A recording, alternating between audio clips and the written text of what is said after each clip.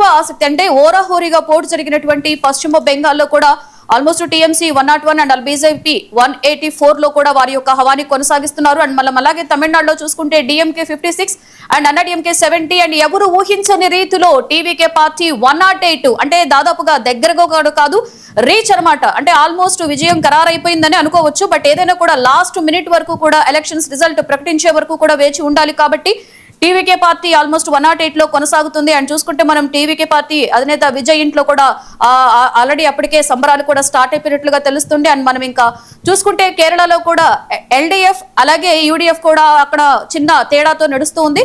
And ఇక్కడ మనం దీనికి సంబంధించి మరింత సమాచారాన్ని మా special correspondent Raj Kumar live లో అందిస్తారు.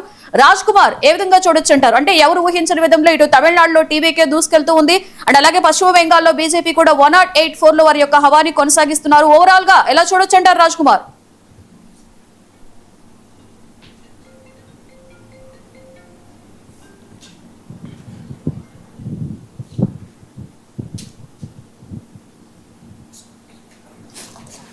అండ్ చూస్తూనే ఉన్నాం మనం కూడా, అంటే ఇక్కడ ఎంతో ప్రభావితం చూపేటువంటి ఈ ఎలక్షన్స్ కోసం ప్రతిసారి కూడా అంటే ఈ యొక్క దీనికి కూడా స్టార్ క్యాంపెయినర్స్ కూడా ఎంతో దీంట్లో పాత్ర పోషించారు. అండ్ అలాగే ఆ రిజల్ట్ కూడా మనం అంటే ఎప్పుడు ఊహించని విధంగా తమిళనాడులో కూడా ఈసారి ఓటింగ్ శాతం కూడా భారీగానే నమోదైనట్లుగా మనం చూస్తూనే ఉన్నాం. అండ్ అలాగే పశ్చిమ బెంగాల్లో కూడా హోరాహోరీగా వారి యొక్క ఎలక్షన్స్ కి ముందు ఏదైతే ఉందో ఎన్నికల ప్రచారం కూడా హోరాహోరీగా సాగింది.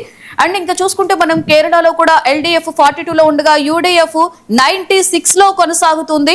అండ్ సాయంత్రంకి ఇది హెచ్చుతగ్గులు కూడా ఉండవచ్చు. అండ్ చూసుకుంటే ఆల్మోస్ట్ ఇక్కడ అత్యంత కీలకంగా ఉన్నటువంటి పశ్చిమ బెంగాల్ అండ్ ఇటు తమిళనాడులో మాత్రం వారి యొక్క హవాని కొనసాగిస్తున్నట్లుగా తెలుస్తుంది.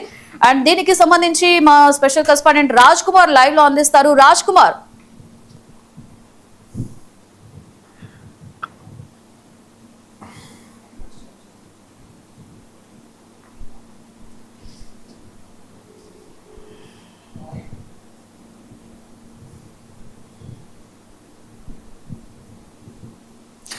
రైట్, మనం చూస్తూనే ఉన్నాం. అంటే ఈ యొక్క ఎలక్షన్స్ కేవలం ప్రాంతీయ రాజకీయాల మీదే కాదు అండ్ ఓవరాల్ గా చూసుకుంటే అటు జాతీయ రాజకీయాల మీద కూడా ప్రభావితం చూపేటువంటి అవకాశం ఉందని చెప్పేసి చాలా బలంగా విశ్లేషకులు కూడా చెప్పడం జరిగింది. అండ్ టఫ్ ఫైట్ అంటే పశ్చిమ బెంగాల్లో కూడా ఈసారి చాలా టఫ్ ఫైట్ హోరాహోరీగానే సాగింది. అండ్ వచ్చినట్లుగానే బీజేపీ వచ్చేసి 108 లో దూసుకెళ్తూ ఉండగా అటు అస్సాంలో వచ్చేసి ఎన్డీఏ 101 అండ్ అలాగే ఐఎన్సీ వచ్చేసి 23 యొక్క స్థానాలకి పరిమితమైనట్లుగా తెలుస్తుంది. అండ్ మనం తమిళనాడులో చూసుకుంటే అటు డిఎంకే అన్నా డిఎంకే కూడా